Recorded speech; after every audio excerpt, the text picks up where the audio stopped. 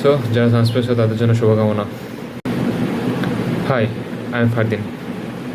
আমি last video upload দিয়েছিলাম তোমাদের হচ্ছে 4 সপ্তাহ আগে, আর আজকে 16 তারিখ। আমার গুচ্ছের রেজাল্ট দিচ্ছে 15 তারিখে। সো আর গুচ্ছের এক্সাম হয়েছে কবে? 10 তারিখে।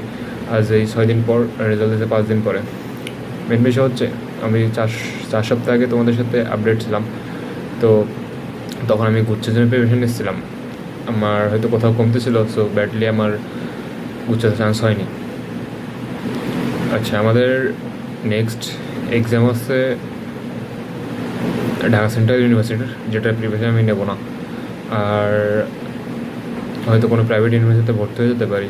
তো এইভাবেই চলতে থাকবে।